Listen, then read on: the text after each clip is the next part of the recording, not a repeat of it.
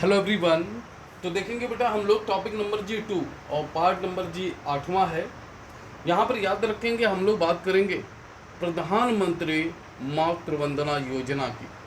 बहुत अच्छे से याद रखना, बहुत ही प्यारी सी योजना है, यह बड़ा ही महत्वपूर्ण है जी, बड़ा ही इम्पोर्टेंट है। तो इस योजना को हम लोग डिटेल से जानेंगे, ठीक है। तो सबसे पहले और सबसे महत्वपूर्ण चीज़ क्या है याद रखिएगा।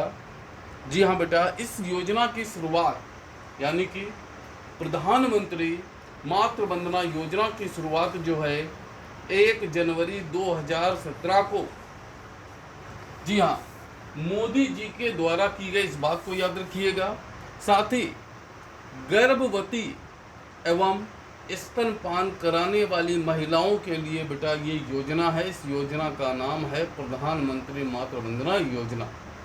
तो इसके लाभार्थी जी कौन है ये आप समझ गए होंगे। जी हाँ, यह केंद्र प्रायोजित योजना है। योजना जी किसकी है बेटा? केंद्र सरकार की है, ये बहुत अच्छे से याद रखेंगे। और इसे चलाता कौन है? तो महिला और विकास मंत्रालय जो है बेटा इसे चलाता है। ये भी बहुत बेहतर से आपको याद रखना है। चलिए आगे देखिएगा। यहाँ पर हमने लिखा है बेटा प्रत्यक्ष लाभ अंतरण योजना, डीबीटी। मतलब ये है कि इस योजना में जो है सीधे खाते में बेटा पैसे जाते हैं, ठीक है। इस योजना के अंतर्गत जो कुल धनराशि होती है वो 6,000 रुपये होती है, जिसमें 1,000 रुपये जो हैं वो जननी सुरक्षा योजना के तहत बेटा ये शामिल होते हैं, ठीक है जी। कुल धनराशि की बात करें तो 6,000 और 1,000 जो है ये JSY योजना के शामिल होते हैं। चलिए आगे देखेंगे। अब यहाँ पर देखिए थोड़ा और चीज़ों को बहुत डिटेल से बेटा समझने का जी प्रयत्न करेंगे। जो पहली किस्त है 1,000 रुपये गर्भ के 150 दिनों के जी भीतर आपको मिल जाते हैं। ये बहुत बढ़िया से याद रखना, पहली किस्त। जो दूसरी किस्त है ये 2,000 रुपये है, 180 दिनों के भीतर बेटा यह धनराशि आपको प्राप्त हो जाती है।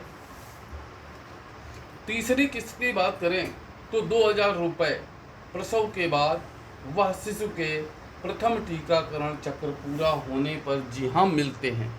तो यहाँ पर देखिएगा इसी चीज़ को मैंने थोड़ा सा डिटेल्स में लिखने का प्रयत्न किया है।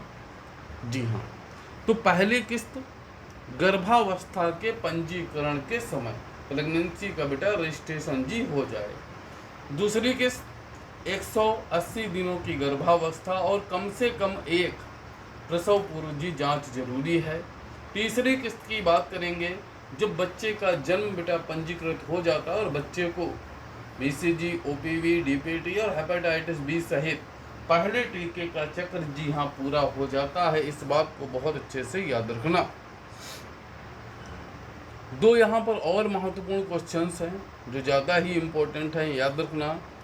विश्व स्तनपान सप्ताह 1 से 7 अगस्त, साथ ही विश्व स्तनपान सप्ताह मनाने की जो शुरुआत है जी हाँ बेटा ये वर्ष 1992 में हुई।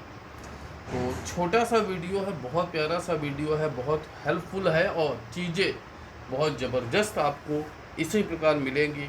बस तरीका बेहतरीन यही है कि चीज़ों को बेटा बार बार जी ज़रूर पढ़ें। साथ ही एवरीडे मेरी बात को याद रखना, कोशिश होनी चाहिए कभी भी आपकी शाम 7 बजे वाली यूट्यूब पर की जो लाइव क्लास है वो ना छूटे। जी हाँ, कभी ना छूटे, इस प्रकार की कोशिश होनी चाहिए।